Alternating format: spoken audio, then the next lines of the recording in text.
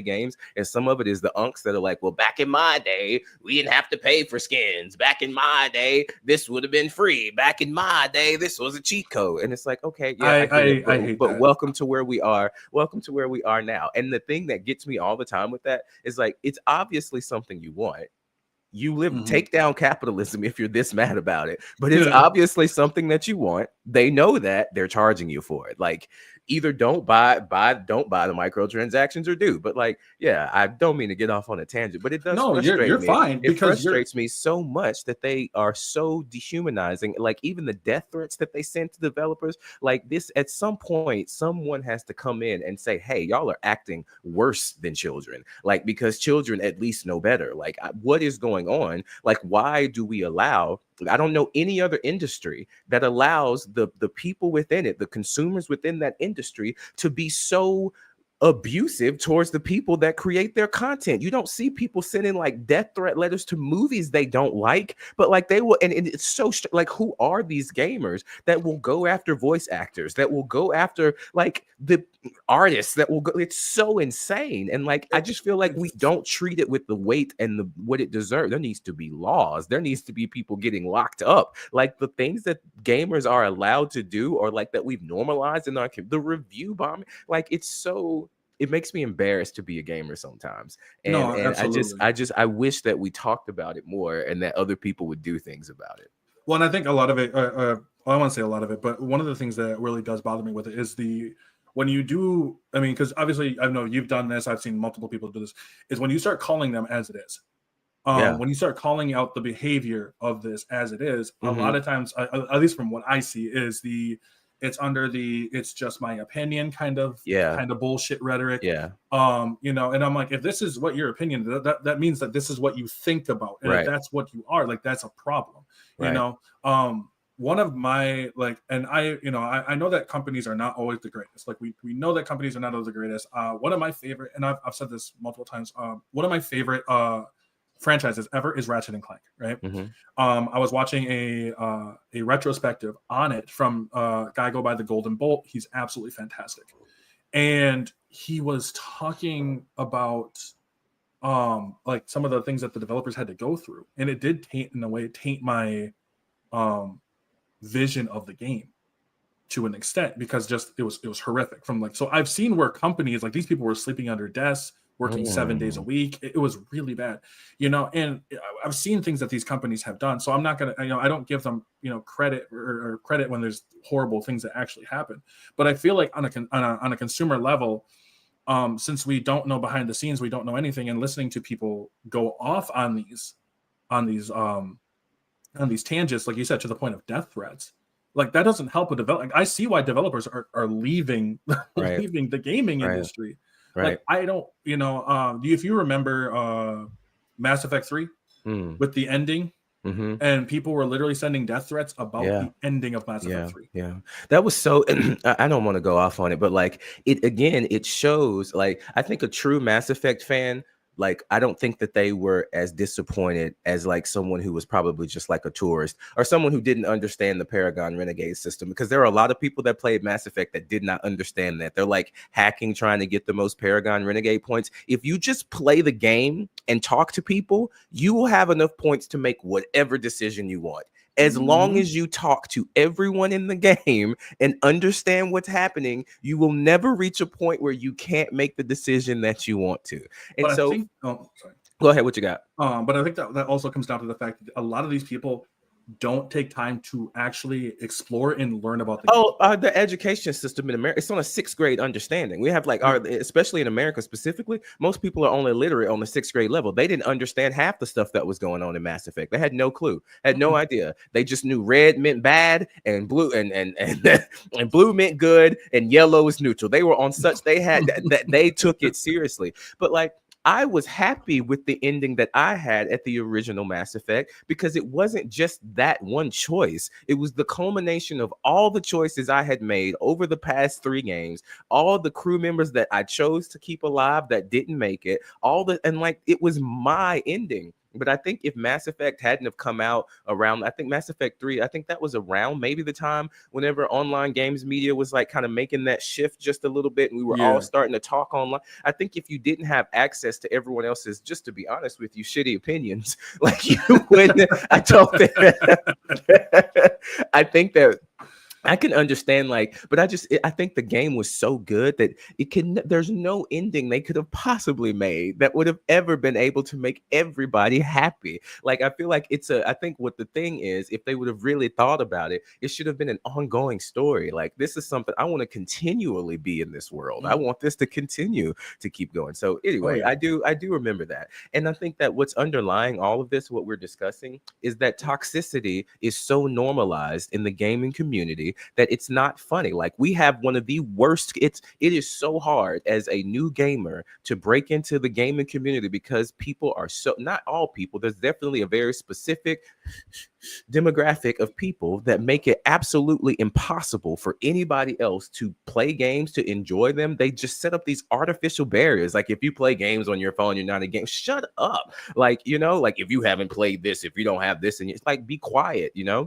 But Hmm. I think it's the toxicity, and I know this because one time I called out a creator. It was a female streamer, and she was making a video talking about how men are toxic online to women. And I'm like, absolutely, I'm there with you. Agreed. Agree. I've seen it. I've called it Hmm. out. I've made videos. And then in that same breath, and she got upset with me because I tagged her. I took her video, but like I didn't put her tag in it because I was a bigger creator at the time, and I didn't want to send hate her way. She got upset with me about that, but I don't think that's what she was upset about. What I think she was upset about is that I called her out, because the next thing she said is, yeah, if you are on a team with someone and their first name is Owen, last name 10, then feel free to like talk shit to them and tell them to get better. I'm like, you're the problem too. You cannot out of one side of your mouth say that you don't like the way that men are treating you online, and then on the other side of your mouth say, but it's okay to treat people that way if they're bad at the game. Like, it's the core community of toxicity within the gaming community. It's so rampant. And I can understand and have grace. I get why it is. It used to not be cool to be a gamer. It's one of the only places that you can come to find other people like you. And I think we all have this invisible tacit agreement that we're just going to scream and yell at each other and it's going to be okay. And no one means anything by it. But like, there are people who don't see that, like, we don't really mean this. And then that's where you go from toxicity to bigotry to racism to sex. Like, the foundation of gaming is built on that. And when you try to Hmm. bring it up, then they say, oh, were you too soft? You wouldn't have made it in those Call of Duty lobbies. Bitch, I was Oh. there. I was there. I was in there laughing in the background while all Oh. these grown-ups were screaming and yelling at each other for no reason. So, It's so yeah. crazy listening to, like, Yeah. even going back, ever like had a chance, like, we'll get right back to the 2025 because but I think this actually ties in, actually, to be honest with you. But I remember even going back and listening to like this to people in the like Modern Warfare 2 lobbies even back then, and I'm just sitting there and I'm like, I thought this was funny at the time, and obviously maturing is realizing it's Yeah. not. It's not. Yeah. And growing up in that era and listening to people now, even, yeah, like you mentioned, going back being like, well, you wouldn't survive a COD 2 lobby. Oh, Yeah. bitch, I would just mute you. Yeah. And it Like, would I be mean, okay if they just kept, like, if I would allow it if they just kept it about the game, like, just keep it about the game. But they cannot do that because we know that the gaming space is where a lot of people get like the alt right. Like, I can see easy how people get sent down an alt right pipeline yep. with gaming, and it starts with the toxicity. So, like, we have to like eliminate that, either that or start playing in our own groups and communities and stuff so that we Yep. don't have to deal with it. But like, the gaming community on the whole, and like, that's why they think there are no good games out. They're so incredibly toxic, and it's just crazy how like you're the bad person for pointing it out. And to equal up on that too, I feel like when you're listening to people talk about how the games are, not games are bad, but even just that toxicity, and I enjoy that you, like, people called it out. I'm enjoying that people are nowadays saying this is not okay, Yeah. because personally, I feel like the people who are in the COD lobbies are probably the most fragile people. Oh yeah. Like, if you're gonna let some dude who lives like 8 states away tell me that I'm trash, and then I'm going to insult them by shooting out like racist slurs because he said that I am terrible at firing a pistol. Yeah. Like, I don't know what to tell you, buddy. So, like, and I think that overall, us as a community itself is doing so much better in calling this stuff out. Yeah. But I think something that you mentioned that I'm actually really happy about is the fact of the talking on two sides of the mouth, because this comes in really big. And I'm going to use South of Midnight, for example, on this one. Is the, is I love South of Midnight. It was great. And listening to people go off about that game, being like, well, just, make your own game, right? Obviously a lot of black people, especially, we made our own game. South of Midnight, fantastic game. And then, well, not like that.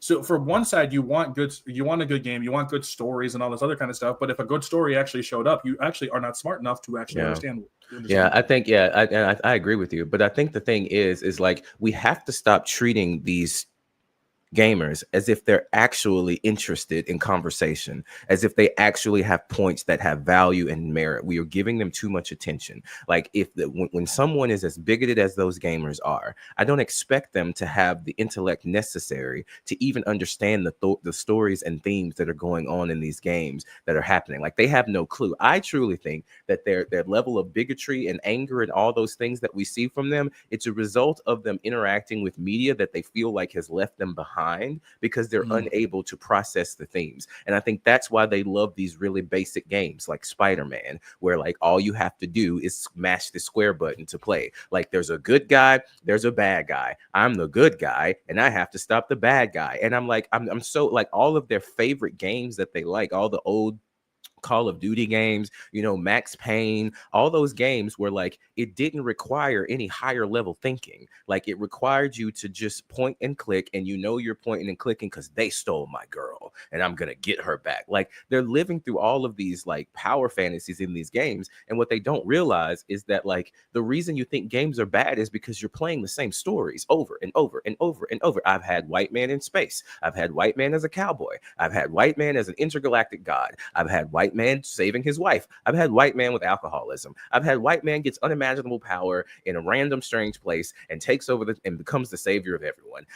We've had these same stories over and over again. Like I'm tired of meeting villains that are just one note, one dimensional. Like just I'm evil because of evil's sake. Like what? But like you have to cater. You have to cater towards. You Well, have to yeah, cater towards these people, because if you don't, like, I mean, I think Eclair Experience is showing that you can do things like that. Like you can step out and branch out. But I think that like those are the gamers that are being catered towards. But I think that's changing. And because it's changing, like we're seeing the outgrowth and the outpour of that. We're seeing them. For example, I got into a little bit of a disagreement with a gamer on TikTok. What's his name? Lunchbox Gaming, because I made a video where I was talking about the difficulty in South of Midnight. South of Midnight is a fun game. mhm. It's too heavy for me. I have not finished it. I am not in a mood and a place in my life where I can deal with that much trauma right now. I'm just That's not fair. trying to hear that story right now. Like I need a break. I need joy in my life. But they do a great. I know that when I'm ready for it, like that seems like Right. the type of live stream. Like that's not the type of game that you just stream to your audience for no reason. Like that's a game that you stream to your audience. I'm from the South, and you talk about it, and you go through like the things together. Like there was a scene in there in South of Midnight, and I was just looking at that. Like when I play games, I'm looking at everything. Somebody put this here for a reason. And there was a scene where in her kitchen, there was a picture of Hazel, and it was a picture of her drawing on the wall, like drawing a painting or like just scribbling on the wall. And I was like shocked. I was like, the way I grew up, my mom would have beat my ass. There's no way she would have ever taken a picture of me doing it and put it on the wall. And that just opened up this huge discussion about trauma and people's experiences with single mothers that we don't talk about a lot. Like it was really, really interesting that game like showed, like somebody saw, I saw that. I was like, oh my God, like there was another way that this could have happened. So I don't really play South of Midnight. Like I just, it's just a You're very deep experiencing it. game. Yeah, Like I'm it's experiencing it. Like yeah. it's bringing up stuff for me. But people, there was a game reviewer who said that South of Midnight is great if you can get over the boring and repetitive combat. And it frustrated me because I'm like, we don't talk about any other video games like that. There's not. Elden Ring is a masterpiece if you can get over the fact that the map is confusing and doesn't make sense, or like this is a masterpiece if. And so I watched the person's gameplay of South of Midnight, and like you're not using any of the systems that are there. You're not doing, there's perfect dodges in that game. Like there's a way to make it, more engaging. And someone said, well, it really took me out of context a lot, but we talked about it. We had a face-to-face conversation because they thought that I was saying, well, if you think the game is boring and repetitive, then you're just not good at the game. And what I'm saying is if you are not engaging with all of the systems that are involved in combat at a high level and you think it's boring, like that might just be on you. And like Yeah, that's okay, but don't blame the game because of it. that sounds a lot like Forspoken. Forspoken is fucking amazing. One of the best games. Like I have had so much fun. I'm sorry. I don't mean to go. Can I No, go off for no. just a second? Oh, Is it go no, okay? go Is it go all off, right? King. Forspoken is so good. Like I was so pissed off that I just have to say it. I don't mean to bring race into it, but it was primarily white dudes talking about this game, saying that it wasn't good, that the dialogue was cringy. We've had cringy dialogue in video game. I'm Jill, the master of unlocking. That's not like the top tier dialogue that we're having. Duke The Nukem thing. was Duke literally king. Nukem was trash. Oh my God, what a trash character. Like Duke Nukem is the embodied to play that again. Duke Nukem is the embodiment of like Gamergate, like those men in game, like that Duke Nukem, that's their king. The combat system in that game is beautiful. You feel like a god. The combos that you can do, the way, and just I love her swagger. I love how like she's like, yes, I have power. They didn't like that game because it had a black woman as a main lead who was not didn't fit into any of the tropes. She didn't give a shit about them people. She's like, fuck you, I'm trying to get home. Like, I'm not here to save and rescue you. I have my own life. Like, how do I get out of here? Sorry, everybody you know and love is dying. That ain't got nothing to do with me. Like, and when I sat down and I actually had a chance to play the demo. And when I played through the demo, and I saw like just the freedom of expression that you have with that character. They did such a great job. And there are now people, you can go to Forspoken Reddit and read people like having the same experience that I had and that a lot of people are having, which is what the hell were they talking about? Like, and that's what's so frustrating about that group of gamers is that they have the power based on the sheer amount of ignorance that they have as individuals to completely destroy a game simply because there's something in it that they don't like, because it's not marketed directly to them, because it's not directly for them, because it doesn't fit to their specific power fantasy or fit to their specific definition of, let's not even get into making every single woman in a video game look like a pinup model. Like there's a core group of gamers that like just exist in this toxic space and they're ruining it. And there are other people where that's all the media that they're consuming.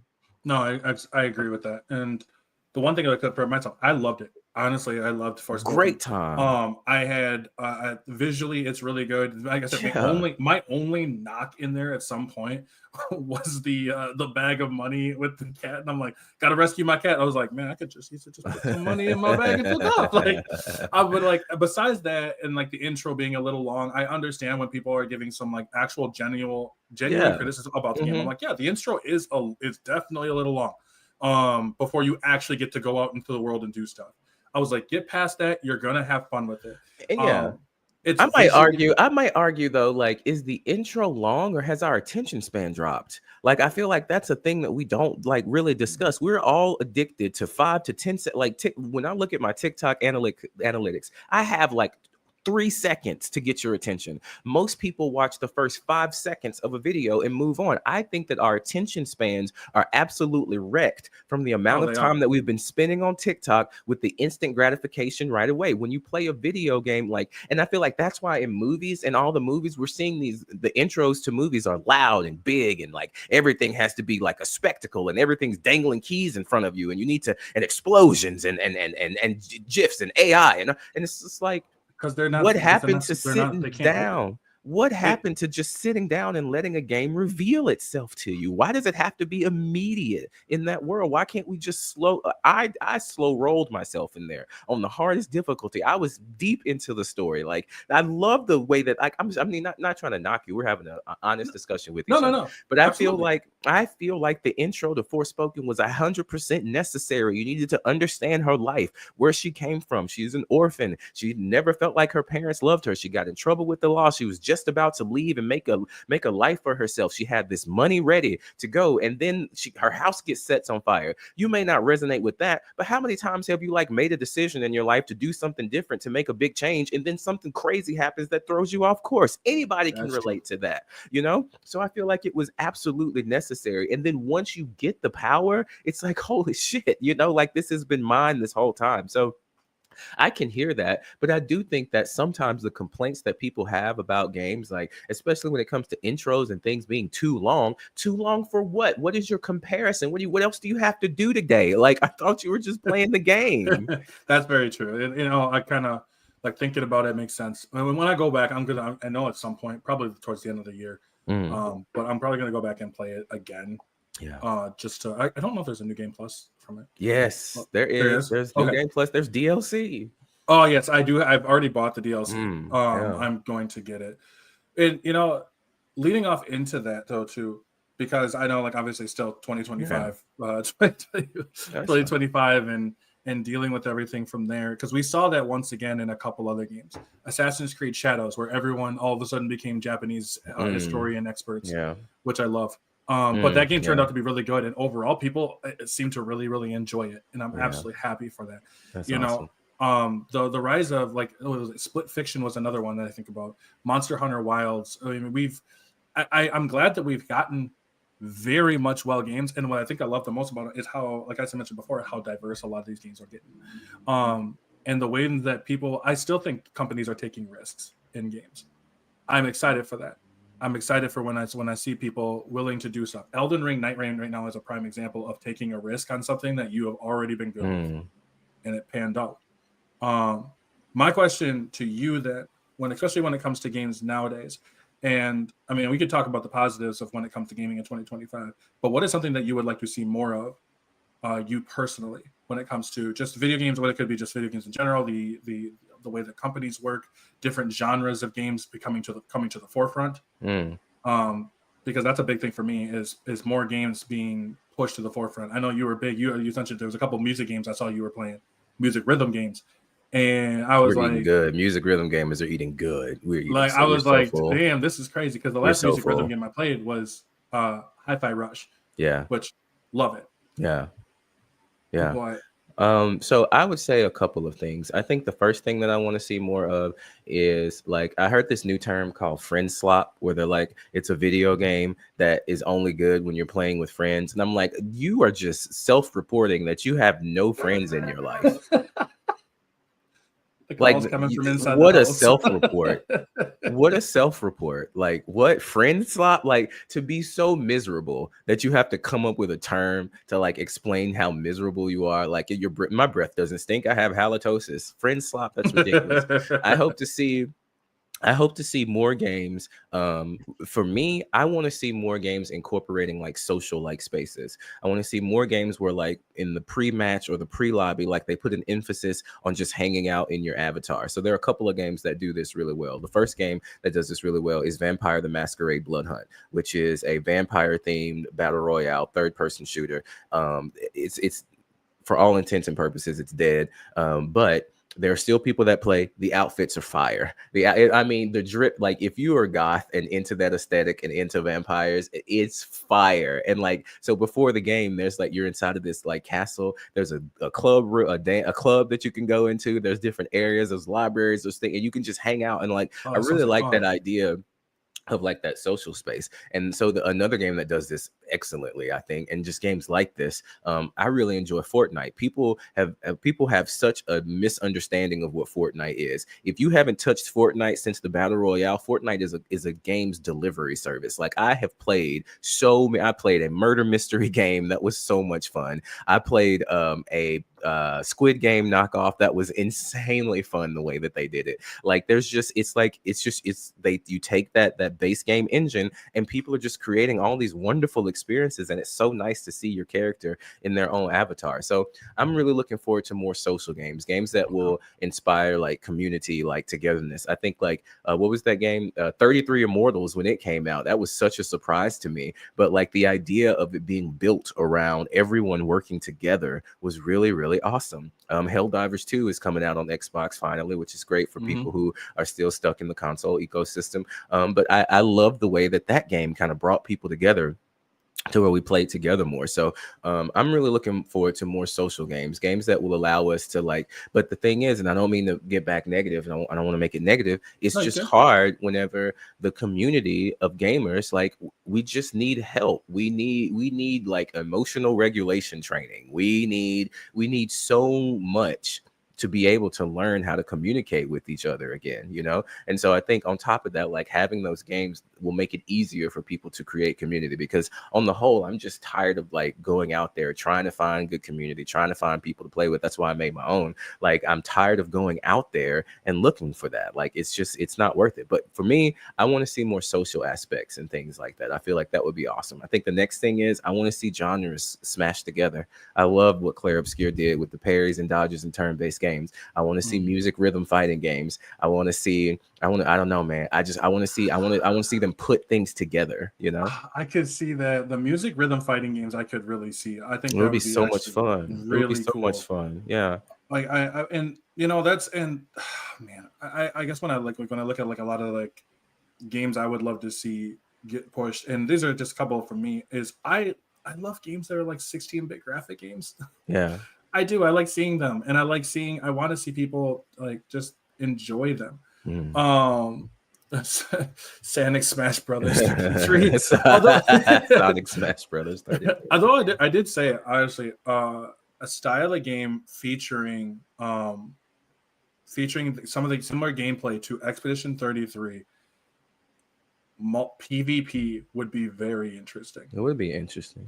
And I think just because I love turn-based games anyways, like I need this now in Pokemon. Yeah. But like I feel Yeah. like having like one where you're constantly, you know, you're pairing against another opponent and you get to launch your attacks, you get to do that kind of stuff, they get to do it back. I think that would be really fun. I agree. I agree. Yeah, no, they really did, set the path for those that come after. So I That's think, once you get past all the hype, just to be honest with you, like some of the parry timings, it does get like, yeah, I can see that eventually it will get boring. And I don't think they did enough. I think they did have a very like bare bones implementation of it. It's new, it's great, it's exciting, but like, mhm. as a rhythm gamer, like there were some things you could have done there that to make it a little bit more like, it just feels like clapping on the beat a little bit as opposed to like I'm actually, but I mean, still, I guess I can't say that until I parry Simon. So I'm gonna finish that and then I'll come out and make my assessment about it for sure. That's fair.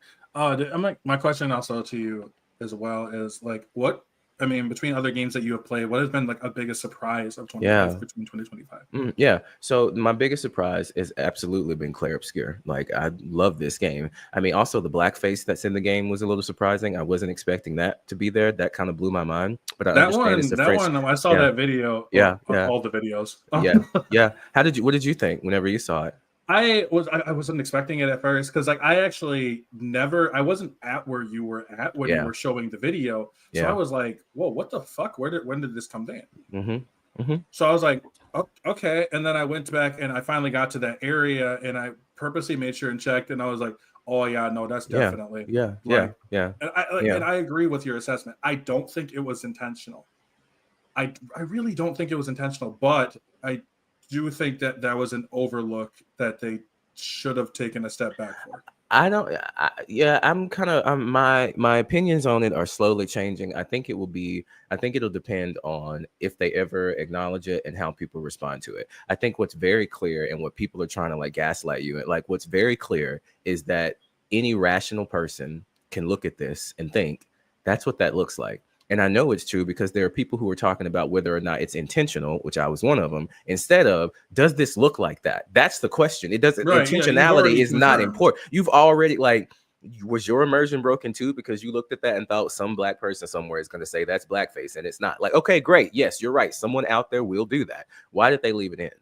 And so for me, when I say not intentional, I think what I'm meaning is they may not have understood how impactful it would be because maybe they weren't considering black people in their gaming demographic to understand like how much we would play the game, that there are people, there are gamers out there who are black who play more than just 2K and Madden, who actually enjoy video games. And I don't think they were Surprise. thinking of us, because if they knew we existed, they knew that we would see that and say something about it. So I can't, I'm kind of leaving the unintentional train. I'm kind of moving a little bit more towards they just didn't care enough, because maybe they didn't have, I mean, you look at the development team, there's nobody on there that like, not one No, person, not no, one, it not was a one, whole not group of one. saltine crackers. And so Like, you look at that, and I know they saw it. I know that if you're playtesting and developing the game, I know you know that at some point, if you have a certain costume on, not even there's a costume that makes it worse, like Sael's baguette costume, where she puts on the she looks like a mime and she has oh lipstick and stuff on. no. It's horrid. It looks really bad. Like, I can't believe that they let that in there. And so yeah, I think that they just didn't care. But if you know history's France's history, France has a history of blackface. France has a history of anti-blackness.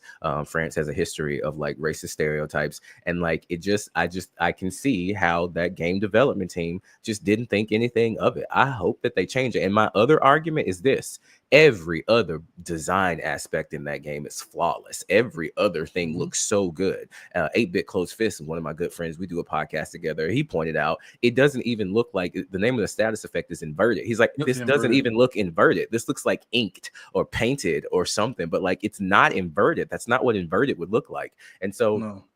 that really is a low point for me with this game, because I loved it so much. Like, other than that, this is was my favorite game of all time. I'm gonna go ahead and put Mass Effect 2 back on the top, because my favorite game of all time can't have blackface in it. I'm sorry. Like, That's fair. if they fix it, then that's great. But they could have done so much more beautiful things with that design for the inverted the inverted Pictos, the inverted status effect, and they didn't. And like, that's my biggest surprise in gaming. It's like, I can't believe that you decided to break all this ground and then also decide to leave blackface in your game. Like, Well, and I'm it glad really that you upset me. showed that. Yeah, Like, I'm yeah. glad that Oh, you also I'm showed. still getting hate messages from it. Oh, I Still. bet you are. Then Yeah. and that's actually a couple things I wanted to talk about. Because one, I'm actually glad that I saw that you posted a video up where you showed a picture of what blackface actually looks Yeah. like and comparing it to it, which, yeah, it looks almost a complete 1-to-1. And two, that was actually something I was actually brought up, but for some reason I completely spaced it. And I'm gonna this is what I call them, I guess, it's not that serious crowd. Yeah. This is the one I forgot about, the my opinion thing. It's not that serious. It's not that crowd. deep. It's not that deep. It's not, yeah, like, I don't know why you're really looking into it. And I'm like, because if you don't, you get people like you. You know what I mean? Like, Right. The ones who don't think it's that big of a deal, it must be nice. Yeah. Yeah. And the thing is, whenever I have gamers in my comments that say it's not that deep, I just tell them that's the last words of someone who drowned in 5 feet of water. It's not that deep. Like, you can like, it is. What you're telling me is that you don't, again, possess the mental faculties necessary or the social consciousness necessary to understand what's going on. But like, they will scoff at that, but then get upset because the game had pronouns on it. Like, we saw the absolute fit of race, and that's what I tried not to do in my video, like, because I know as a black male creator, I am Set to a only higher allowed standard. the minute that I raise my voice, get angry, yell, or anything, they're stereotyping me just like they did Sergeant Johnson from Halo, who's a buffoon, just like they did Lee Everett from The Walking Dead, who is an angry black man stereotype, just like they did Coltrane, just like they did the list goes on and on and on. Don't let me start with CJ from San Andreas. Like, there's a certain demographic. You changed my mind on that, because I went back to rewatch some of the story beats and I was like, shit. So, Because the thing is, you can tell that story. You can tell the story. I'm not saying it can't be told. Consult with people who are actually black. Like, let's not have him be a one-note caricature. Let's not, and it's even more egregious in Grand Theft Auto 5, because all the other people, he's a crime boss. Like, but no, we got this guy out here who's just trying to get out of the hood. Like, yeah, they made him a little bit better, but like, why the language around it? And it's simply because a majority of gamers are simply not intelligent enough to be able to engage in deeper themes. Like, a majority of gamers like have no idea how to understand themes that aren't one note caricatures. Like, it just right. doesn't happen. Oh, and this is also the reason why they get mad at people like Hazel from Right. South to Midnight. I mean, I love Hazel. I think Hazel's a really fun character, and I enjoyed her story. But because, as you mentioned before, one, she doesn't fit the name of, like, she's not, Eve from Stellar Blade. Right. Oh She's god, that game is instantly so dumped bad. down. I haven't played Stellar Blade yet, but so I'm not gonna rack on the game itself. But because you haven't, she doesn't look like Eve from Stellar Blade, Right. and she, on the top of that, she's a character that has no problem. She'll speak her mind on stuff. She's a very relatable human, and it's very much of that same demographic does not like it, Mm. you Yeah. know and so that's when you start seeing people bigger ones. And I don't like, I a reason why I don't bring up people like, I'm just gonna say, like, people like Asmongold. I don't bring up people on, like, I don't make videos about him. I don't, because the last thing I need is to have people trying to go in and the same kind of that ugly group infiltrating into my space. Mm. I don't like him. I will talk. I will talk about him, but just not on my Yeah. videos. If we have a Mm. discussion, or that's a different story. Which makes sense. I mean, as a Black creator, like, a lot of those larger creators are shielded by the communities that they have. Like, they will absolutely not stop until they have destroyed everything that you've built. And they, there's a creator I watch, I Game You Watch. He does those videos where it's like, this game has 60 minutes to impress me, and if not, I'm going to move on to the next game. And he built a whole like channel off of that. It was so impressive. I personally think that, like, if you only have 60 minutes to see whether a game impresses you, like, I get it. There's a demographic of people who work and who don't have the privilege to sit down and play a lot. So they need to see if they're going to get it within the first hour. So, but it does limit the scope of the games that you can enjoy and have fun with, Mm-hmm. because you're only, like, either your attention span or your ability to engage with it is only 60 minutes. But he made a video and he actually liked Concord. He thought it was great. He thought the gunplay was fun. He thought that he enjoyed it. And to this day, if you go look at iGame You Watch, any video that he posts, there's somebody in there that says, this guy liked Concord, by the way, like every single one. So, like, those group of people, they're very, very, like, I mean, I don't know, they're just very dedicated to their toxicity. They're so Well, dedicated to and it. it's because their toxicity is not just, it's a full-fledged identity. And Mm, so it's kind of like, when you start to call it out there, that's why that personal attack hits so hard for them. mm, Because now, by saying, hey, if you're doing, if you're personally being a bigoted person, which this shouldn't be a fucking debate on, that doesn't make you necessarily a good person. Now you're attacking them personally. So that's, mm, they're trying, instead of acknowledging it, they double mm. down on it, Yeah. or they try to dismiss. And so when I'm seeing, people coming in, and this is where obviously the whole woke thing comes into, the woke term. This, we're still seeing it in 2025, although Yeah. more people call it as what it is. And I've already said before, like, in my previous live, I mentioned, I was like, one, I'm not calling it woke no more. If you start calling things woke, I'm just gonna call it what it Yeah. actually is. Since you're just being bigoted, I'm just gonna call you bigoted. I don't need to sugarcoat it. You're an Right. adult. Two, I'm like, if you can't tell me what woke actually means and are using it in correct terms, you are not intelligent enough to be on my lives. Mm, So I will immediately boot them right then and there. yeah. And I feel like it bothers me so much because between terms getting changed, the people who are, I mean, we saw this just recently with Ironheart and that whole neurotic Mm. podcast. Um, Yeah, I just can't believe how, with that Nerdrotic podcast, I just can't believe how openly bigoted they were. Like, I know people are, but, like, I really was like, it wasn't even what they were saying, which was terrible. It's just the fact that they all got together. Like, it looked like a modern day Klan rally. Like, they just all got together and, like, just some of the most bigoted stuff you've ever heard in your life. And it's like, are you that insulated from the consequences of the things that you say? Like, are you that powerful to where you can just get on there and say things like that and not have to worry about, like, a loss of income? Like, they probably made more money because of it. Like, that's just crazy that you feel safe enough. Like, it wasn't even behind a Patreon, behind a paywall or anything. They didn't even charge you for their bigotry. They did it for free for the love of the game. Like, I cannot believe the things that they were saying on that podcast just openly. And I'm like, what? Like, come on, man. Like, they just okay with it, and people are okay with it. And as long as they're okay with, as long as we quote unquote stays normalized, mm-hmm.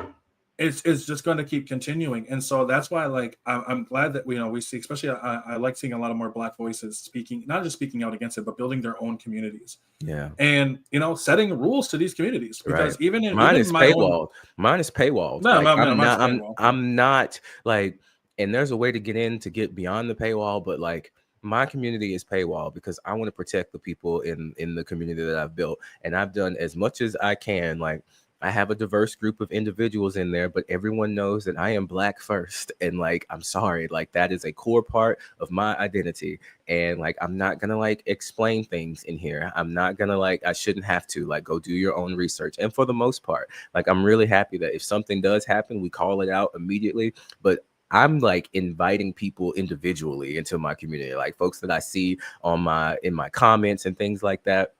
But like, yeah, I really want to continue to grow, and I think that's what we need to do. That was my idea. I want to talk to some of the other content creators about it, because I feel like there are a lot of people trying to get into streaming, trying to get into content creation, trying to make these communities, and they say they want to do it, because they want to be a streamer. But I feel like the truth is they want to build a community. Like, and I feel like if people would stop trying to get million, I just got a new follower. I feel like I'm not gonna complain on that one. I can hear it. Yeah, thank you. Welcome. It's so nice to meet you. That was so cute. But look, if people would Right on stop through. focusing on trying to get so many followers, like all I want is a good community of like 10,000. I'm good. That's enough to go across all genres, all games. We can get together. Like we don't people with these millions of people, like it's just not necessary. There's no way to build it. Like there's just too many. And so that's really why I started a new account, because I wanted to like create. But I feel like if we could all focus on creating micro communities, and then the people who are not the heads or the top, but just like if you're part of the mindful gamers community or you're part of Afro Fish's community, like then we get together and talk, and then our communities can interact with each other, and like we can really create like a very well gate kept web of like interaction, so that we can go into games. And like they have the like stop canceling games initiative. If there was Yep. like a core community of gamers that could keep those things alive, like I wish I'm gonna work. I wish I could get some people to come play Vampire the Masquerade Blood Hunt. We don't even have to play the game. We could just chill in the lobbies while we're doing other stuff in our lives,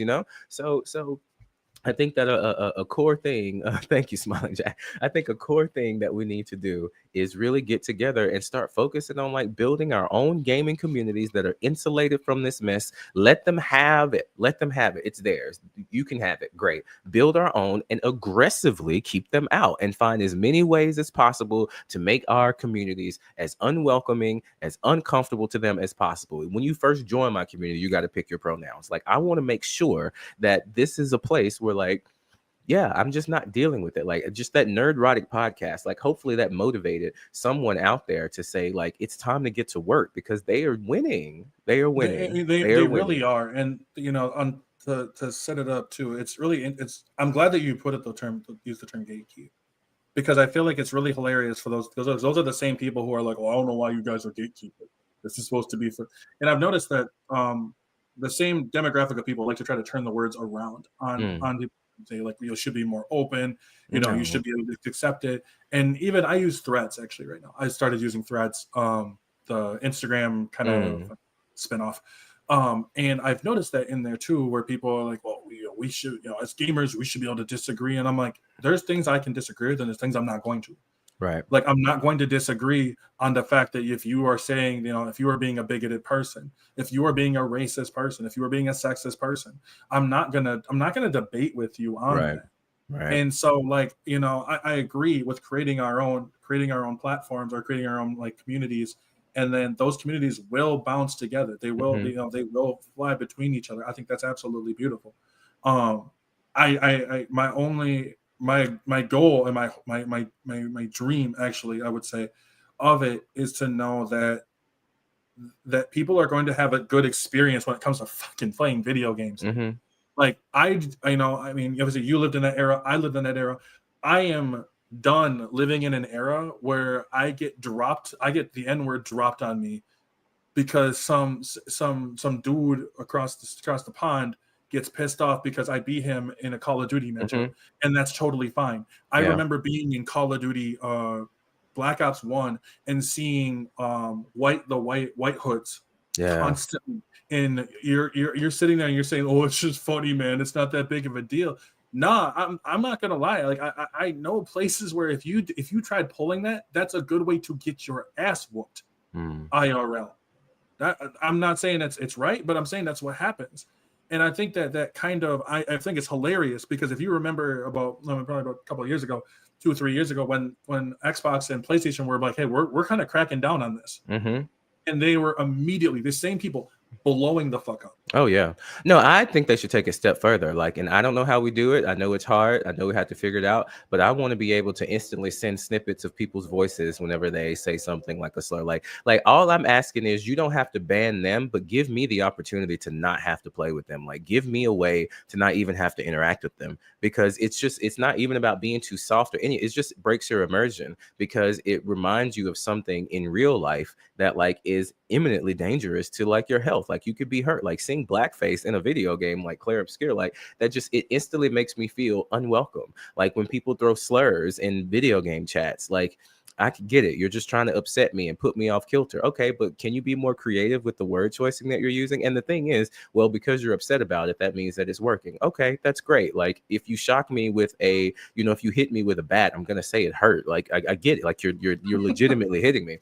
But like what I want is I want people to get voice banned. I want console bans. I want something where there's some sort of like repercussions for their freedom of choice and freedom of expression. Like it doesn't come from freedom of consequences. So I really like GTA's bad sport lobby. I know that some people, but like put them all together, like and let them be toxic and whatever turn and grow into whatever thing they're gonna grow into. But I feel like there should be a way to opt out of that. Like I want to be able to play with my friends, be competitive, have fun, and enjoy each other without having to worry about surprise racism showing up. Mm-hmm. And I'm not gonna lie. I tell people I'm okay with being called trash.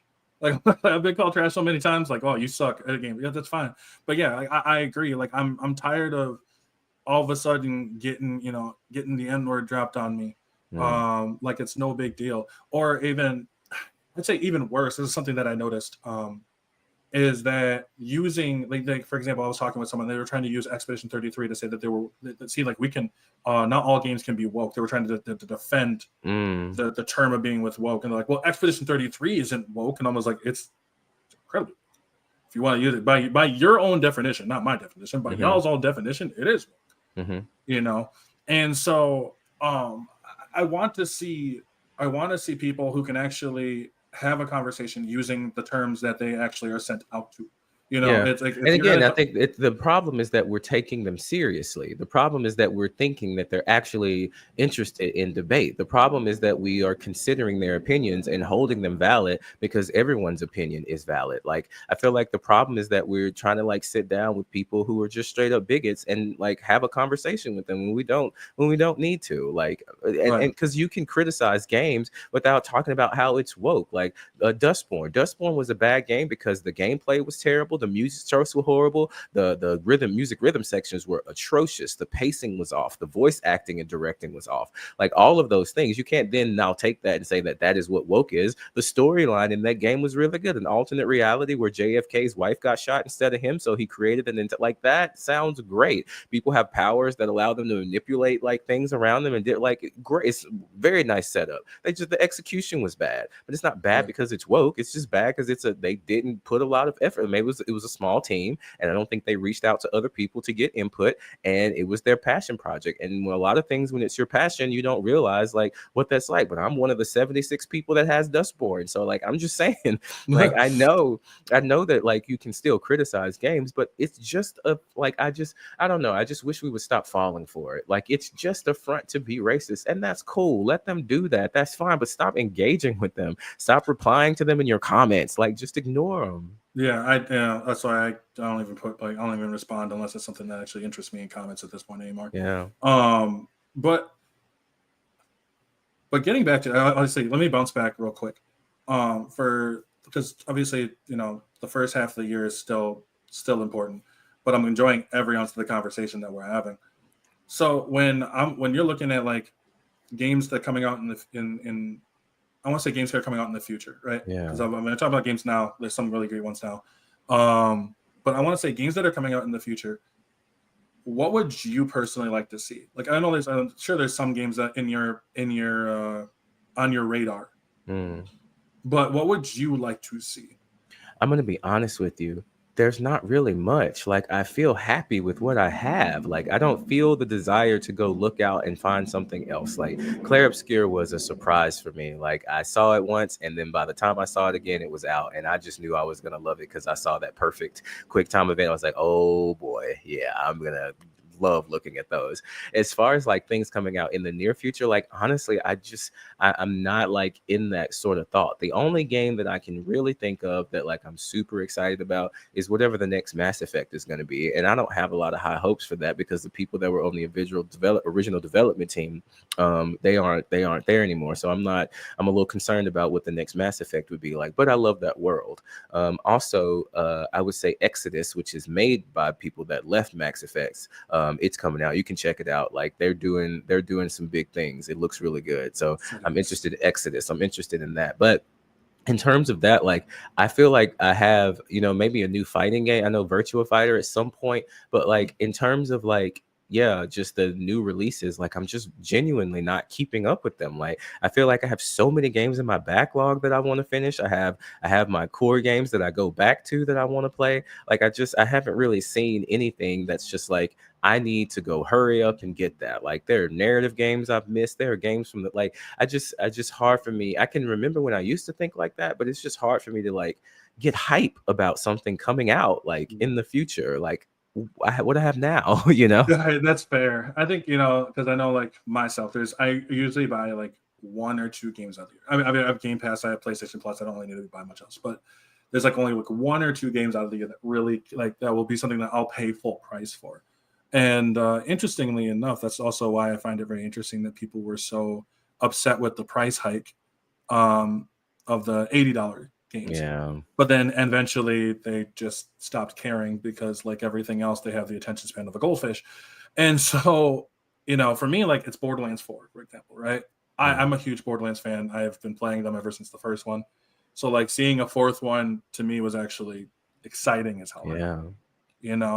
And I know that game's probably going to be $80. I'm going to spend whatever that max is to go get the the best stuff. Yeah. I'm not. I just got to make sure I'll just have enough so that my wife doesn't get mad at me. But last thing I needed to be like, where's $130? Yeah, I have no clue. Yeah, I mean, I feel like again, people are getting upset about the price of video games and stuff, and like you live in a be mad at capitalism. Like I don't understand why you're mad at like the game companies for doing what game companies are going to do. If you didn't just live in the AAA ecosystem, you could go out and find there's so many Borderlands copies that you can find. Like it just doesn't matter to me. Like I don't care about microtransactions in game. I just don't buy them. Like I'm not like it doesn't. But like I feel like there's a core group of gamers that need something to be angry about. I remember everyone being all up in arms about the price of the Switch, and then they turned around and made it one of the best-selling consoles of all time. Like these people aren't serious. They're just want other people to commiserate, and then they go out and they buy the game and they buy the thing. And like I really feel like people talk about like the value, but like the value you get in games, you can measure it in hours. I don't need to though. I've had 4 or 5 hour experiences that were worth every bit of $39. I enjoyed them. And like again, to go to the movies, like movies with popcorn and a date and the gas and stuff to get there for like an hour and a half of entertainment, you're paying damn near $60, $70. Like you can easily hit that mark. Like I'm not upset about the price of video games. I'm just not, like, especially with all the other options that I have available to me. Like I just don't have time to sit and be mad about it. No, that's definitely fair. Like have you ever played the game Among the Sleep? Mm-mm. Okay. That one's like 2 hours, about 2 hours long at the most. Mm-hmm.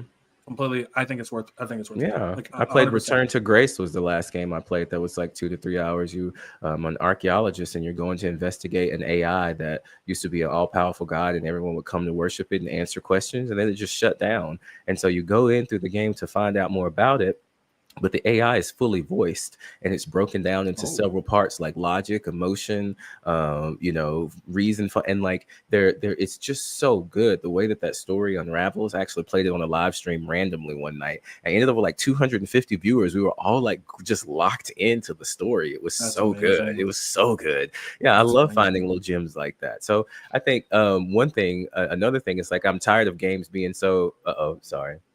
I have a I have a new follower. Thank you, Color Me Black Gaming. Welcome, welcome. Oh, Good to see color. you. Oh, Color Me awesome. Black, welcome to see you. And we're gonna get Color Me all of Black us is good together stuff. on here. Yeah. But well, another thing I think I want to see in games. This just made me think of it. I'm tired of games being 160 hours. I'm tired of games being 40, 50 hours. It's unnecessary. Like people are like, well, I want games to be longer. That's how you got all the unnecessary padding. That's how you got all these quests that don't matter. Like, what happened to give me a game, give me a story, tell me a story, give me an 8 hour experience? I would be all right with, even 5 to 6. Um, did I not give Smiling Jack a shout out? That's my bad. That's true. I'm That's new fine. with this, Smiling Jack. That's my bad. Thank you so much, Smiling Jack, for showing up. And you did get a shout out. My AI Jesus gave you a shout out. Didn't you hear when you came in? Jack. It said "Welcome to the flock." Like the AI Jesus is on shout out duty. But anyway, Oh, Jack. I definitely think that having shorter experiences is something I'm looking forward to as well. Like I don't No, think every that's game needs to. That's why I'm not playing Assassin's Creed Shadows. Like I don't need hundreds of hours of adventure. no, and I think it's like for myself, I know like I'm going through the old Ratchet and Clank games, and they're still super fun, super enjoyable. But I they're not actually all that long. And I noticed that as I get older, I realize that my need for a game to be more like within like 8-10 hours feels a lot nicer. I don't mind having at least one game that's kind of longer, like maybe an open world Horizon Zero Dawn, something like that. But I do agree that I don't need every video game to be 100 plus hours. Right now, that's one of the reasons why I'm struggling with Persona. Mm, Like I love Persona. I love Persona 5. I love Persona 3 Reload, and I'm going to love eventually Persona 4 when the revival comes through. yeah, But right now, I am like at a point where I play it for a while and I'm just sitting here like I only have maybe an yeah, hour and a half, and I mean half that time is spent grinding into story base, and then I kind of just get bored with it because I'm like I don't have time for that 150 200 hour game. yeah, yeah. I mean, and I feel like those games are good when you have like a long vacation or something like that. Like it's Mhm. not something where you want to like really drop in and kind of drop out. Like you want to get engaged and engrossed in the story. So yeah, I can definitely see that. We definitely need some more concise, like to the point experiences. Shout out to Nerdy Bear Studios in the comments. Yeah, Oh yeah. On Nerdy top of Bear. that too, something else that I know that you were remember you were big on about, Yeah. and we were talking about that yesterday, and how Avowed was getting I believe at least Avowed was getting unnecessarily compared to Skyrim. Mm-hmm. And I wanted to know what your thoughts, because I know that you said Yeah. you really enjoyed it Yeah, for overall. sure. Here, let me start off with this. Skyrim is not as good as you people say that it is. Skyrim is not it's not a great game. Like it's expansive. You can murder everybody if you want to. When Skyrim falls down like at the combat system, which is why everybody is a stealth archer. Like the game is not as good as people are saying that it is. Is it fun? Yes, it's great. It's one of the coolest open world experiences, but like I'm having more fun in Avowed with the story that they're telling and the character that I'm creating than I did with Skyrim. Like I think people just have nostalgia on. Like it's Oh just yeah. nostalgic. But like it was great. Skyrim is still one of the greatest games I've ever played. But like it's okay for games to do something different. And I thought Avowed did something different. Like I really love the story that it was telling. I didn't get to finish it because other things came out. So I definitely want to go back to it. I'm glad that Same. I have it. But like that's why I'm not even looking forward to stuff in the future. I can't wait to go back and jump back into Avowed at some point whenever I have an opportunity to. Like it's gonna be great. So I think whenever we have again this core group of gamers that complain about everything, what I think is happening is they all have one game in their mind that they played that was the best game they ever played, probably like when they were a kid. And they compare every single game that comes out to that one game. And if it's not, and my main thing with is just go play that game, then just go play Skyrim, but allow us to have different and new things. Stop using your memory of a game as a child to determine the worth of stuff as an adult. Yeah, As a absolutely. child, I'm not gonna lie, I'm not taking. I don't know about you, but I'm not taking my judgment when I was a kid. Yeah, Like there's things out there that I'm like, nah, that's I don't like that. yeah, As a child, that as an adult, a lot of people are just like, well, it was still great. It was still great, sure. But like, yeah. I mean, I'm glad that you mentioned it. I'm glad that you just called it because I've been feeling the same thing about Skyrim. Skyrim is fun now because there's mods to it. Mm-hmm, mm-hmm. That's why people love it, is Vanilla because you Skyrim is like once you go through and get overwhelmed with the one time of going through it and realizing what's going on, like you can see through the cracks, like you can see the like repetitive, like oh the quests never end. Okay, go fetch 5 loaves of bread and bring them to Charlie. Like you know, like I get it, but like it just the from a combat system perspective, Avowed is miles ahead of Skyrim. Like Mhm. vanilla Skyrim versus Avowed's combat system is night and day, night and day. So yeah, I just think there's like lots of unfair compare. Just go play that game, you know. But these are the same people still saying my PlayStation is better than your Xbox. I imagine still being in the console wars in the year The 2025. console wars is complete. I don't think people realize that like the console wars was completely made up. It doesn't Yeah, exist. The yeah, companies do not fucking care. nope. Like if they cared, they wouldn't. Their systems wouldn't almost be exactly one to ones. Right. Right. Like It's the exclusivity. That's the only thing. And I'm hoping we get rid of that sometime soon too. I mean, people really, I mean, the next, we say this almost every year, but like, I'm so glad I finally got off of that, like just being in the console ecosystem. Like, have I missed some games? Yeah, but Spider-Man 2 is going to be is on Steam. Like, what? What? This is well, you great. haven't played Death Spider-Man 2 yet? Stranding? No. No, I Oh, played, I played the first one. I played Miles Morales. I love Miles Morales much more than I love the first one. I felt like Miles Morales was more fun. It had the music was really great. Like I love the character of Miles Morales. I really enjoyed Miles. I felt like you could just do a lot more cooler stuff than you could do in Spider-Man 1. But I didn't get Spider-Man 2 because I didn't have a PlayStation 5. I just wasn't on the hype no, train. But fair. now I've waited and now I can get it on my gaming PC. Like Oh, I'm sure I'm you'll enjoy tired of it. exclusive. I'm so tired of like exclusivity and stuff. But what I was about to say is the next consoles are just gonna be PCs anyway. Like if we could just get people off of that, they're still stuck in those myths that PC gaming is more expensive, or I don't want to have to update drivers and stuff. And like, come on, what do you think is happening when you have a console update? It's the same thing. But like Mm-hmm. the Steam summer sale, I spent $30. I got Devil May Cry, which is something I've been waiting on. I got a new Star Trek game. I got a game about drifting in a spaceship. I got Resident Evil. Like it's just it's so much cheaper over here, and like you would. They just don't know. Well, and like you said, it's still because you're still sitting on bad myths of stuff that you just Yeah. you never looked into. You Never never looked looked into it into to actually see yourself. if it's true. Someone told you that Steam is expensive or PC is expensive, Where everybody and cheats. The anti-cheat software is better on PC than it is on console. I feel like, it probably is. I mean, the only thing but I I know for could be me wrong. personally, I got my Switch. Like I got my Switch, and I mean, I'm a console player. I like having a console, but I think Yeah. at this point, like the only reason for me, I've always said I'm very open with like the reason why I only get a console is because I personally don't like when I use my computers. That's all for like school. That's all Mm, for school, work, all that other kind of stuff. So I like trying to separate that. Otherwise, it's going to be me just sitting on this PC for like the next how long. right. Right. I feel it. But absolutely, man. Like I feel like between the console exclusives, like I'm neutral on the console exclusives. I don't. Most of the time, they end up bouncing at some point, anyways. Hmm. So I really could fucking care less. Yeah. But I think they'll eventually all go away, and then people will then find another reason to bitch, Yeah. saying the Xbox version is better than the PlayStation version or some dumb Yeah. shit. There's always something for them I to love it argue or though in be a way. upset about. Like there's always something for I'm not sure. gonna lie. I'm not about the fact to just watch. I just kind of. It's like almost you're sitting there and you're watching like an argument. You're watching the popcorn kind of just flying around Yeah. because you're just Yeah. like, Nothing else better to do. Like as gamers, we should just want gamers to have games. Like I want. I don't think I don't. Is Claire Obscure on PlayStation? Is it on PlayStation? yeah. Yeah. Okay. See, I want everybody to be able to experience the joy of that game. You know, like I want everybody to be able to experience things. I just the console wars are just ridiculous. But we always have to have something to argue about. Do you? Oh, you're gonna shout it even more so because you're a Trekkie.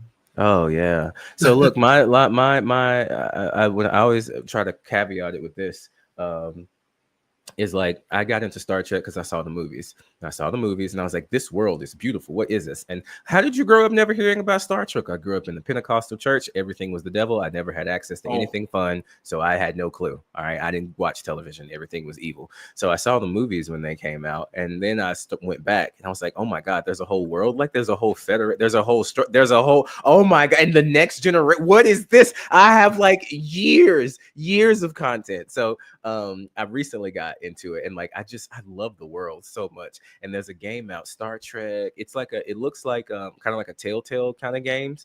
And like you get to be the captain and then you also play as the first officer. And I've never played it before. And like I got it on the Steam sale. So I'm really looking forward to playing that. But yeah, no, I do Star Trek. And what's so funny is that like I played Mass Effect before I found Star Trek, and now I have such a deeper appreciation for Mass Effect because of Star Trek. Now that I've played, it's like, oh, I see where you got your influence from. Oh, now I understand. This is good. Yeah. so that's an interesting, actually, real quick here, because I know we can probably wrap it up real quick. But so considering Mass Effect, and I know there will be another Mass Effect some point in the future. Assuming there can be a Mass Effect in the future, I'm assuming we're going to get this is all based off assumptions, obviously, but I'm assuming we're still going to get to create your own character. However, there is a possibility that we could also choose different species of aliens. What is going to be your first species? I mean, to be honest with you, I honestly just role play as me all the time. But if I had to pick one, because being capable of doing hypotheticals. Have you ever met somebody where you give them a hypothetical and then they're like incapable of like, but I would never get in that situation. Like Oh, yeah. if you were stranded on an island, but I would always make sure I would. So that's one way to know if you're dealing with an unreasonable person is if Bad they can't faith arguments. if they not even bad faith, inability to conceptualize. Like if they can't, that makes it a bad faith. But if they can't, like just consider a hypothetical, that's how you know. So I wanted to say, one, I'm always going to play as human if I can for the first one. But two, if I were going to be an alien species, I'm trying to think of which one I feel like I resonate with the most in there. And I was about to say the Asari, and that's going to lead a whole other conversation down that we would have to discuss, but I don't think we have enough time for that right now. But I would I don't really like, I mean, the Hannah are fun. Like, I would love to be able to like be the, like, but I don't know how that would work in the game in terms of like, action and stuff. Honestly, it's the Asari. I'm sorry. I'm just gonna answer it. That's fine. Because I always play as female characters in video games anyway. And I mean, they just appear female. They don't really have the concept of gender in the same way that we do. But I would definitely say this just because of the biotics. Like, I love that they have the biotic mastery. That would definitely be my first choice for sure.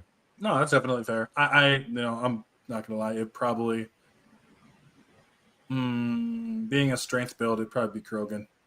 Yeah, But I just don't know how they would do that though. Like, I don't know how that. Like, I feel like I hope they don't let you play as other races. I'm just being honest. Like, the story of Mass Effect to me is the story of like, I mean, depending on what perspective you're looking at it from, but my feelings with it is like I felt like I am involved with the humans, involved with this. Like, if you've read any of the books, I've actually been reading the first I have it right here so I can say I actually read. I've been reading the first Mass Effect book, and like there's a line in here where someone says I should go.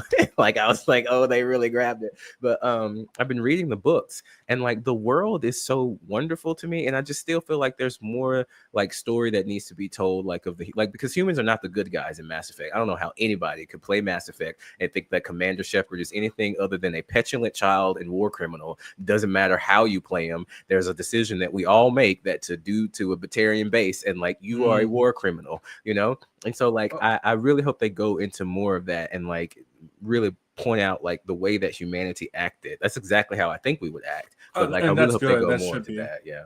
Well, and I mean, even in the very beginning, I remember when they were said like the humans have only been around for like 26 years, I think it was. Yeah. And they're already like, well, we should be on the council. What are you talking about? What have you done to earn it? Yeah. I just imagine, it's funny to me because I know that there's some gamer out there, who played it as a straight like I'm a war hero. Look at me. This is for humanity, and I'm gonna like I'm a badass. Like no, you're a child, and I love the way that the Asari like they're thousands of years old, and like if you really pay attention to some of the nuance, they really talk to humans like they're kids, bro. They really be talking down and condescending to them as they Oh, should. You Solarians are just like that though too. Solarians yeah, are yeah, worse, I'd say. yeah, When you're sitting there listening to Morton, and I'm just like, yeah, I'm not gonna lie, I'm not smart enough to have a conversation with this man. yeah, Like, yeah. I loved him. Morton Salas was one of my favorites. Yeah, I really think they did a good job with that. So, But but I really hope they don't let us play as other races. I hope they keep it with what they've done before. And I don't know what they're gonna do. I mean, to me, Mass Effect. If the next Mass Effect comes out and it's not good, I'm okay because Mass Effect 1 through 3 was a complete story for me. I feel like my decision at the end completely closed out that loop. I'm happy with it. I'm happy with the way that my Commander Shepard ended up. I'm happy with the choices I made, the people that were left. I felt like it was good. So I don't know what they're gonna do with Mass Effect. I don't have high hopes though, and I'm not gonna get hyped. I'm not going to get excited. Like there are other things out that can scratch that itch. I'm glad that those people exist. I'm glad to be a part of the Mass Effect community. I love seeing like when I go to PAX or Comic-Con, like I try to pick a day to wear my Mass Effect N7 outfit, and there's always somebody with N7 on somewhere, and you can find them and talk to them. So I'm glad of the community that they built around it, but I don't have high hopes for the next game. And that makes sense. And I like your take on it. One thing, actually, something I was thinking too is like when you mentioned the people talk like about the humans themselves, Yeah. and it really was reminded me of the people. I don't know if you watch like or if you're like no Star Wars or anything like that, but there was a lot of people that after in Andor, I think it was Andor season 2, I believe, that were going off about like, well, I don't think I can defend the Empire no more. And I was like, the fuck you mean no more? Yeah. I was like, do you not understand? But it Media also just literacy just does not exist in the it gaming does community. not. There Yeah. is no media literacy. Like we were all joking, having fun in Helldivers 2. There were people who were legitimately thinking that we are the good guys. Like it's just it's the media. But again, it makes sense that there's no media literacy in gaming, especially in America, when you understand that we're talking to people who have like a sixth grade level of like comprehension. And I'm not saying you need like, because there are plenty of people who did not go through school, but they can comprehend and understand things. Like we know that. So I want to hold a space for that. But when you think about the group of who are constantly told that everything they do is excellent and wonderful and that they can make no mistakes and that they shouldn't have any shame, ever have to ask for forgiveness for anything, their level of education, the system is made to make them think that they're smart. It makes sense that we have nerdrotic panels like that. It makes Oh sense that yeah. we No, have people, absolutely. saying things in video games are woke and they can't give you any explanation. They don't possess the mental faculties to explain to you what they're talking about. And I just feel like we have to start, one, creating our communities and cultivating them, and two, gatekeeping the hell out of them and however you want. And my community gatekept might be too much for you. Okay, there's another one that you can join, and I know that person, and through there we can go by proxy. But I'm making my community and I'm gatekeeping it the way that I want to. And I feel like we have to do that. I think that Nerdrotic podcast really showed me that they are going to be out there in the open with it. They're going to do it and they don't care. And I just think it's time that we start gatekeeping and really keeping, a wonderful gaming community like in our own spaces and keeping them out of it. Yeah. Agreed. Very much so. And I know for a fact that, there are gonna be a lot of angry people out there, but that's fine. I love it though. I honestly I do because I feel like I know for me personally, gaming's done so much in a positive, and Mm, that's actually reason why I went back to do those retrospectives of G4 because mm, I made a statement about saying that G4, in my opinion, nothing contributed more to the toxic gaming culture than G4. mm. And when I go back to rewatch G4, I am just getting more and more confirmed, especially Really? shows that are really yes. Um, I made that video about Code Monkeys, which Code Monkeys is a horrible show. Not even just in terms of just the show itself is bad, um, but it is just all they are stereotypes, caricatures of actual people. It's like basically like Baby's first show, Hmm. but it was made. I assume the screen was written in crayon before Really? they munched on it. And then Wow. shows like X Play. X Play is another one where I go back and I rewatch it, and there's quite a few terms and stuff they use that come off as fairly kind of actually homophobic, come off as homophobic. There's times where they kind of use some stuff that comes off as slightly, they're not intending it at the time, slightly racist. Attack of the Show, the way that they talked about, especially with Morgan at one point, or Olivia Munn. There's always going to remember there's that scene where they had Olivia Munn shoving hot dogs into her mouth. And it was just, I sit there and I'm like, this is, what the fuck is this? Like, but you know who it's catered to though. Like, you have to think, like, the lowest common people. That's who it catered to, and they watched it. And like, I recently went back and watched Scary Movie, the first one and like, there's not a lot that holds up. Like, and I think you have to take a look at things in the time they were written. That doesn't mean excuse them, but it does mean understand like why that was what it was. I would say maybe G4 and those things I hadn't had a chance to go back and look at, but please keep posting that content. I'm very interested in that. I think though that what's more impactful has been YouTube, Angry Joe, what's that guy, Cinema Sins, all of these people who have these super vapid takes with very high production values, marketing them as actual criticism. And that's why I think that's why gamers nowadays, like, if you don't completely rip a game from the top to the bottom, then you're not being honest, you're not being truthful, you're not actually talking. And I say gamers, I need to say it's those gamers, but they like, if you're not like being as mean and terrible as possible as you can to a game, then it simply means that you're not honest or you can't be trusted. So I think that those spaces, seeing those personalities, seeing people, individuals, like, there's a difference between G4 like talk show hosts and then Angry Joe, and I feel like they see those individuals, they see them make that content and they just emulate that. And it used to be, I just feel like now it's telling them how to think, it's showing them, and they're expecting content to be delivered in that way. Yeah, they've become the true embodiment of those video games where they just tell you to go follow here and there. Yeah, it's really interesting coming from the people who watch. If you ever played BioShock and realized that was the whole purpose. Yeah, that's one thing that I can't get over in our discussions about video games and these people, is that they will play video games with storylines about oppression. They'll play video games with storylines about bigotry and discrimination. They'll play video games where the themes, they're slapping you in the face and then turn around and do the exact same things. Like, that continues to blow my mind. Like, how I just don't understand how you could be so empty-minded. I just don't understand how you could be so empty-minded. Well, and you look at, the one I always thought of is, the anime of One Piece, right? In the anime of One Piece, like, you have people that are literally like what the premise of the show is, but they're like, no, it's not that big of a deal. It's actually about, it's about powers and stuff. And I'm like, it was like, and I'm like, I sit there in the back of my head, I'm like, I don't want to call you, like, I don't like to call people dumb, but I'm at a point where I'm starting to think there's nothing left to call you.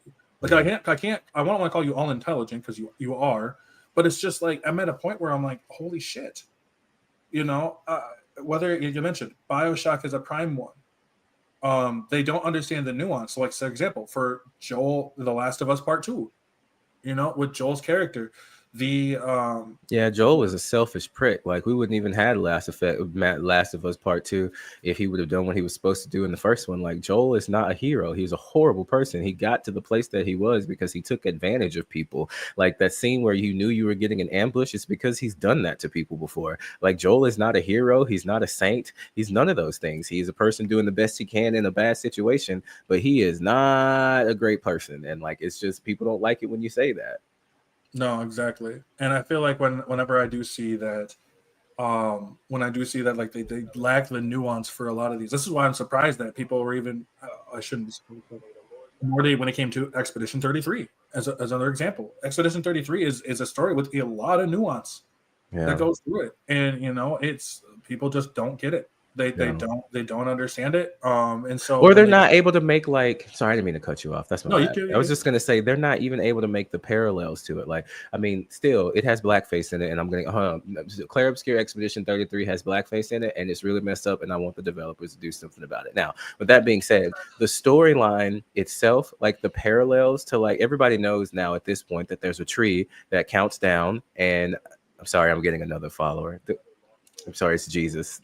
AI Jesus. I need to turn him off. But everyone understands. So nice to meet you. Thank you for joining. Like, I'm not going to spoil the story, just the beginning, like Right. the tree that's there, it counts down and everyone gets erased, right? That's climate change. That's the political spectrum that we live in. Like that's your life. Like every year might be the year that your tree might, like it's just the way that like it makes you think about topics. Like the first thing I thought of when I heard this story is like, is this a world where people are having children? Like that's terrifying. Like every Hmm. year you wait to have kids, you're taking time off of your child's life. Like it's like just the I would then there's like a cult that got built around it in the game that worship the like it's so deep, but these people are still, it's just that's why I think that what happens is that we end up giving them so much of our attention, and like we've done that even in our conversations. I feel like Yeah. what we gotta do is just ignore them, create gate kept spaces that they cannot get into, discriminate against them so that they can't come into those spaces, so that we can enjoy video games and not have to deal with their toxicity. I feel like that's my solution to this, is to continue Right. to try to build a community that will gatekeep those people out so that we can play games and have fun, because without Well, that they're going to always be complaining. and another thing too that actually I really loved is I'm actually going to bring it back. I'm going to bring it back to Ratchet and Clank, right? Because if you're ever, I don't know if you've ever played the games, Mm-mm. but they talk heavily about consumerism, capitalism, how how corporations will do. I mean, so the main villain in the first one is literally a bad guy named Chairman Drek, and his whole thing, he's an evil businessman. I mean, he's blowing up planets to go build a new planet, and then when he's done with it, he's going to do the same. And he has Captain Quark, who is the intergalactic space hero, is to be the spokesperson for it, because they know people will be on board with it.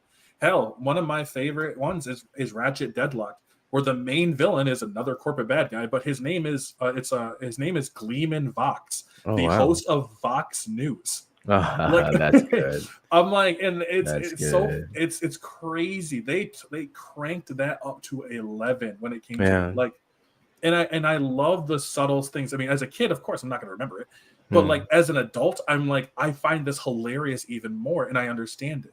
But it amazes me how many people just don't refuse to look any deeper. It's like if you've ever watched X-Men or know anything about X-Men, and know that X-Men is literally was created as an allegory for bigotry and racism.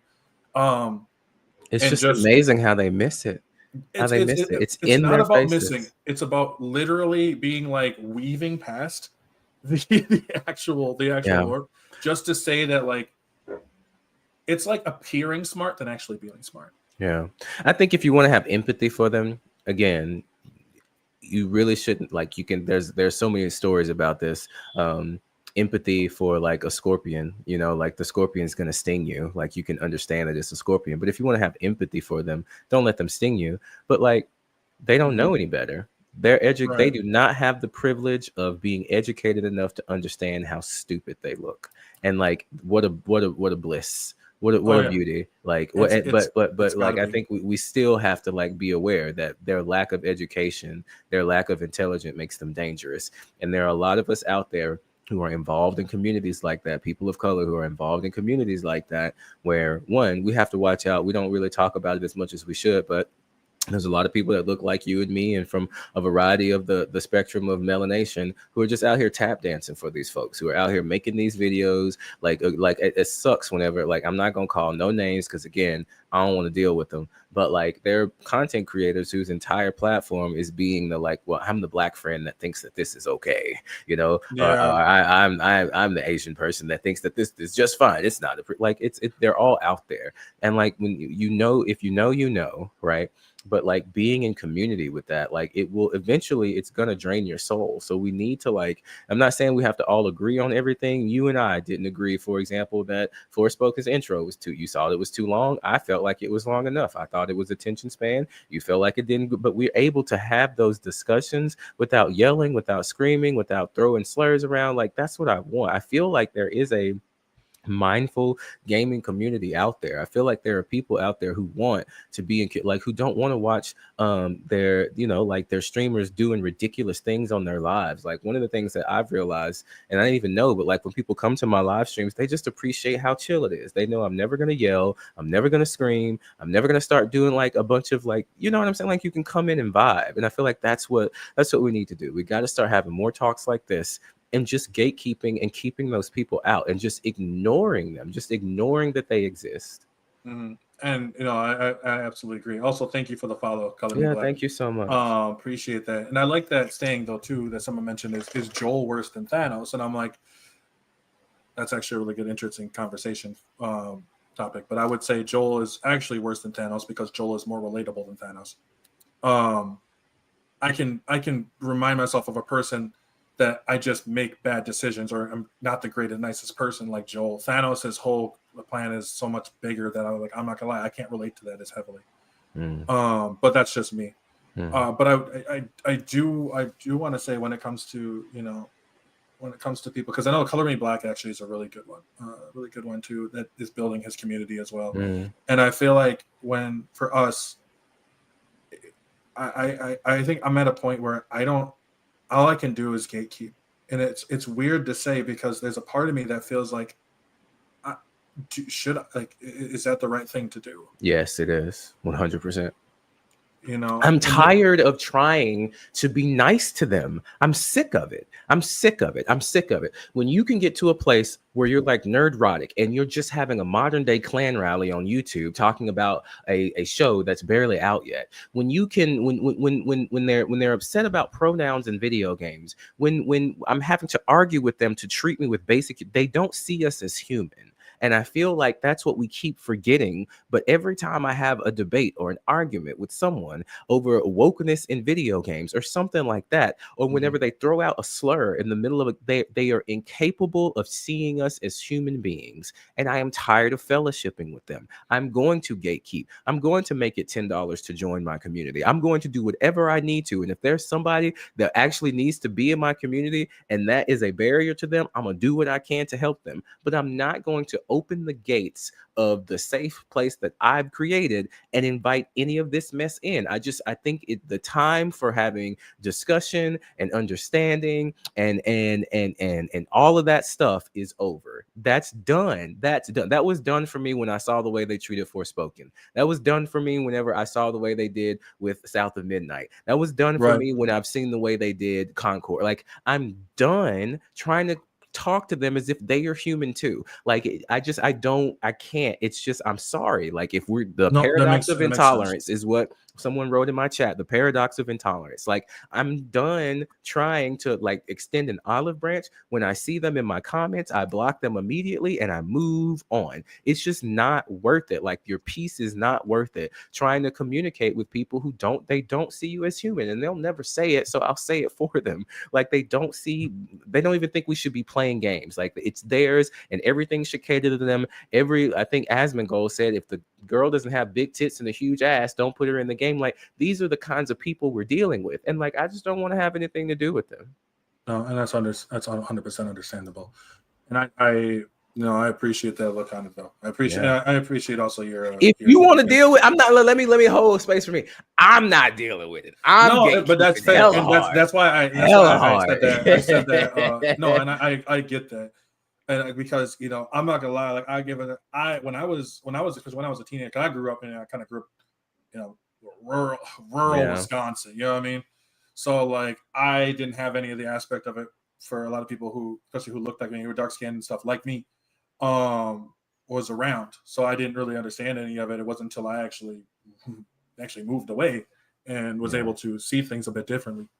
But what for me, like, between the whole woke thing and being like, I've noticed, like, as soon as I start asking someone what does woke mean, and you can't give me an answer, they can't give you an answer.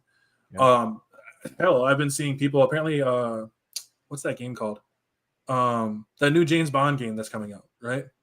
Apparently that was even being called woke now too. And I'm like, you guys don't even know what the fucking word means anymore. Right. Like, sure. You just throw. Right. And I love it. I was I'm like, lie. I love it because it reinforces how stupid you are. Mm-hmm. Yeah.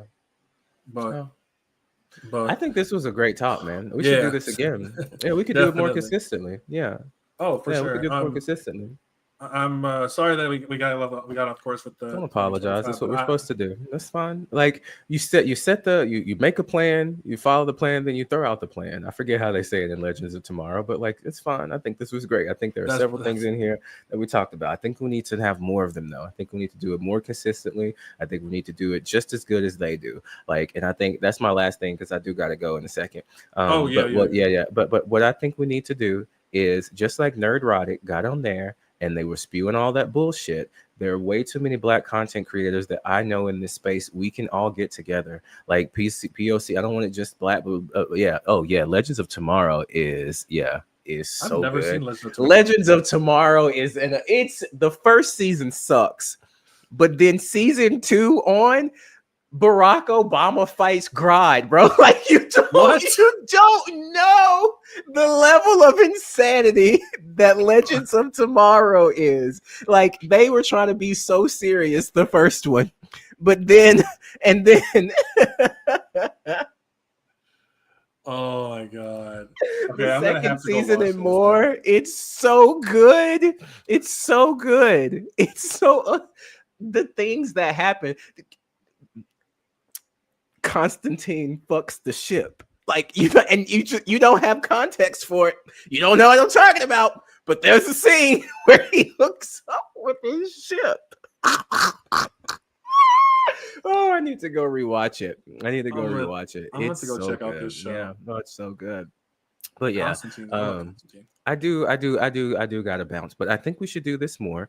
I really enjoyed it. I'm gonna be back. I just want everybody else to know I'll be back. I gotta take an hour break to go take care of something, but then I'll be back. I'm gonna stream some video games. We'll play. I got some music rhythm games. I'm probably gonna play Star Trek. That's what I'm really excited about. I'm probably gonna play Star Trek. To be honest with you, I'm probably gonna play Star Trek and just get lost in it. Like I can't wait. That seems like so much fun. I could play Claire Obscure, but I think Star Trek, like, because I know it's a story, it'd be like watching a television show, and I'm really interested in that. But Exactly. I really thank you for inviting me. Oh, of Please, course. I would love to do it again. And we got to start making the community now. Like we got to start doing it now. So we can get everybody Yeah. together, get them on here, and let's just talk and play games together, and like really create that space so that as we become more successful, our community will support us, and then we can have a place for our communities to come to when they need to relax, or they need to rest, or they want to hear something about gaming from perspective where people aren't yelling and upset. We can create that for them. Absolutely, and I Yeah. agree with that. Yeah. Where can everyone find you? So you can find me on TikTok at the.mindful.gamer. I am there. You can also find me on Twitch at Derek the Mindful Gamer. I also have a YouTube. Might not be ready to take this step, but I do have a Patreon at Derek the Mindful Gamer. I have a church community called the Church of New Game Plus. Shout out to everybody. Every morning we wake up, tell people good respawn. We talk about our days. We share the food that we eat. It's a really nice community. I'm very happy. It's a lighthouse community. So what that means is like the lights are always on, but you don't got to be there all the time. It's totally okay.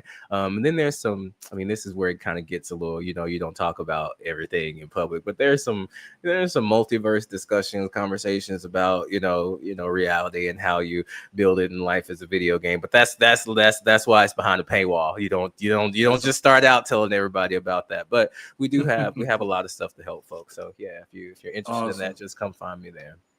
That sounds good. You guys know where you guys can find me out at Afrofish OG on YouTube, Twitch, Threads now too. I actually All have right. Threads. I like Threads, Instagram. I don't really use it all that much, I'm gonna be honest. But like, and TikTok, of course, where I do live discussions. I have another one coming up tomorrow morning. Yeah. Morning ones are best for me because I work in the afternoon. But all right, everyone, I appreciate y'all all being here. I'll And see as y'all in an always, hour or so. Yeah. I'm Taylor from Afrofish OG, and I'll catch you all in the next one.